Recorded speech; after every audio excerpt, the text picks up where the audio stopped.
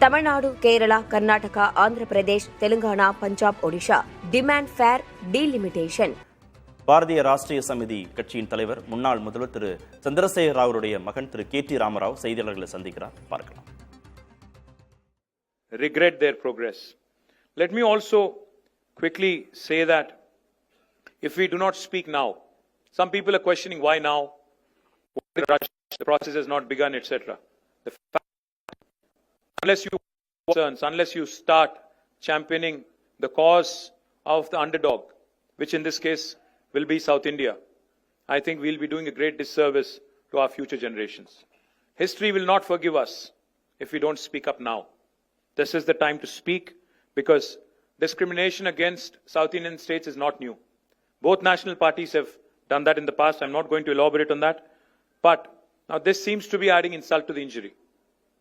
This proposed delimitation based on population seems to be adding insult to the injury. Let me just quickly quote a renowned jurist who said, "A true federation does not allow any region to dominate another, nor does it permit the dilution of democratic representation based on transient factors."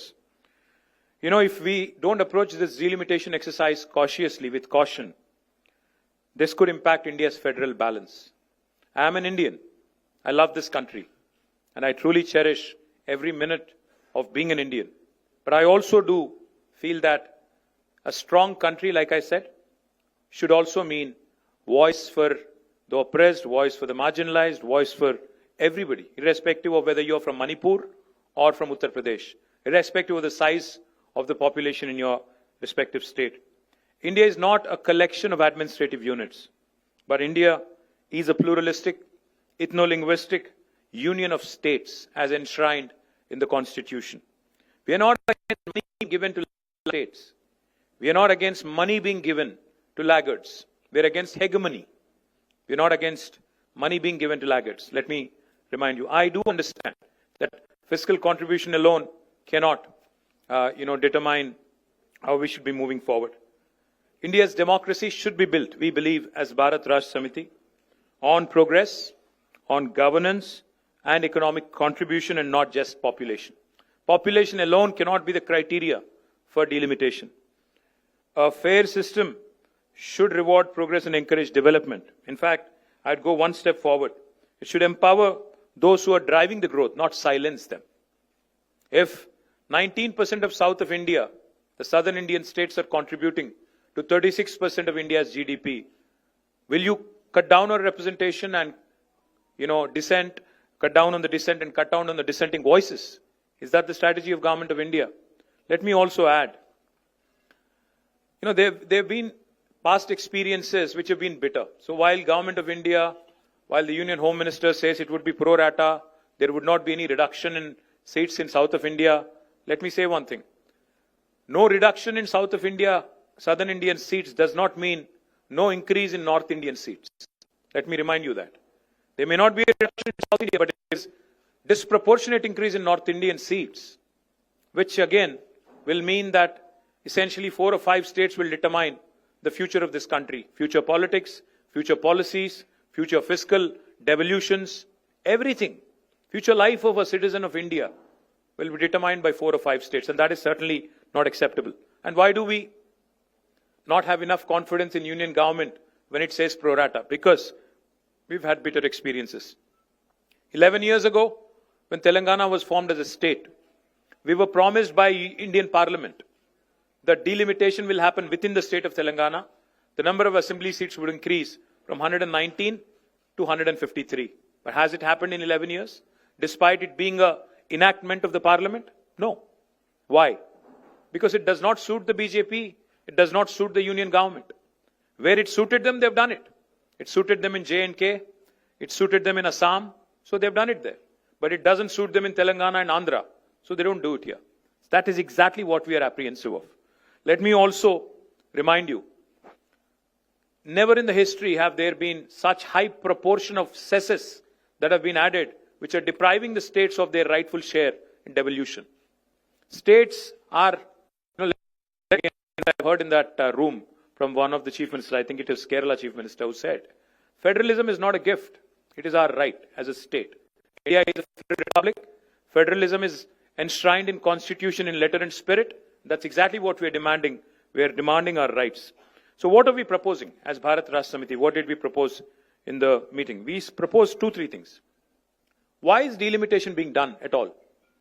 Delimitation is being done because India is a representative democracy. People need voices. Population has increased. So therefore, number of seats has to increase. Yes. But why don't we do this? Normally, all of you know, all the media people also know. A first point of call for a citizen when there is a problem is possibly the local MLA. If not the local corporator or local sarpanch, it could be the local assembly constituency representative.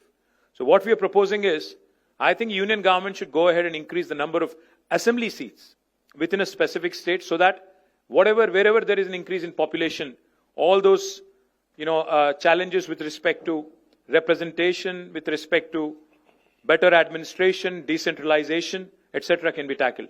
You know why? Because number of MLAs being altered within a state does not tip the federal balance. But if you start tinkering with the number of MPs who are representing in parliament, that will certainly disturb the federal balance. MLAs regularly take care of policies at the state level. But MPs, members of parliament, take care of policy at the national level. So therefore, maybe either keeping the number of MPs the same and increasing the number of MLAs so that decentralization can be a via media kind of a solution to delimitation. That's one approach we are proposing. Or secondly, if you're increasing the number, if you are determined to increase the number of seats, then what we are proposing is maybe take the national average growth rate or maintain the same proportion for every state. Because you see, Government of India itself, through 42nd Amendment of the Constitution and back in 1976, had brought in, population control as a measure and suspended further delimitation for 25 years.